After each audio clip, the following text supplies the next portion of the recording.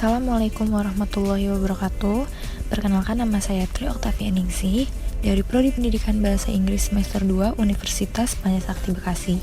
Di video kali ini saya akan membahas tentang mata kuliah perkembangan peserta didik oleh dosen Bapak Syaiful Milah MPD dengan topik perkembangan proses dan keterampilan kognitif peserta didik. Di slide pertama ada definisi perkembangan proses kognitif adalah salah satu aspek perkembangan peserta didik yang berkaitan dengan pengetahuan, yaitu semua proses psikologis yang berkaitan dengan bagaimana individu mempelajari dan memikirkan lingkungannya.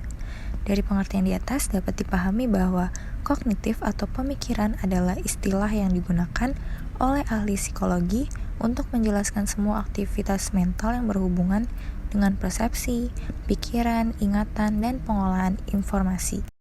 Selanjutnya ada karakteristik dan keterampilan proses kognitif.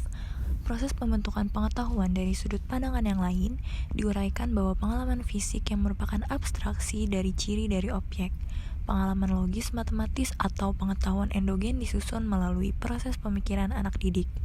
Dari aspek tenaga pendidik misalnya, seorang guru diharuskan memiliki kompetensi bidang kognitif.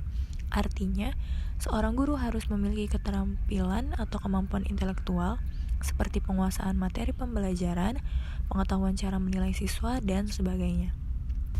Berikutnya ada faktor yang mempengaruhi perkembangan peserta didik. Di sini ada 3 faktor yang mempengaruhi perkembangan, yaitu yang pertama ada fisik.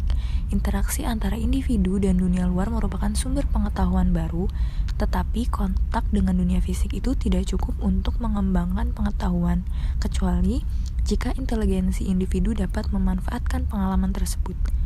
Yang kedua ada kematangan. Kematangan sistem syaraf menjadi penting karena memungkinkan anak memperoleh manfaat secara maksimum dari pengalaman fisik. Kematangan membuka kemungkinan untuk mengembangkan, sedangkan kalau kurang hal itu akan membatasi secara luas prestasi secara kognitif. Yang ketiga ada pengaruh sosial. Ini sangat penting. Lingkungan sosial juga termasuk peran bahasa dan pendidikan. Pengalaman fisik dapat memacu atau menghambat perkembangan kognitif dari peserta didik. Yang terakhir ada implikasi perkembangan proses kognitif. Dalam proses pembelajaran, perbedaan kecepatan perkembangan mempengaruhi kecepatan belajar peserta didik. Oleh sebab itu, interaksi dalam bentuk diskusi tidak dapat dihindarkan. Pertukaran gagasan menjadi tanda bagi perkembangan penalaran peserta didik.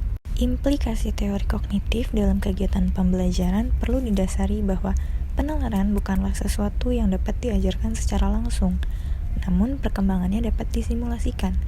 Hakikat belajar menurut teori kognitif dijelaskan sebagai suatu aktivitas belajar yang berkaitan dengan penataan informasi, reorganisasi, perseptual, dan proses internal.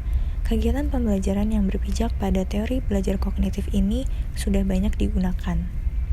Sekian informasi yang bisa saya sampaikan. Kurang lebihnya mohon maaf. Wassalamualaikum warahmatullahi wabarakatuh.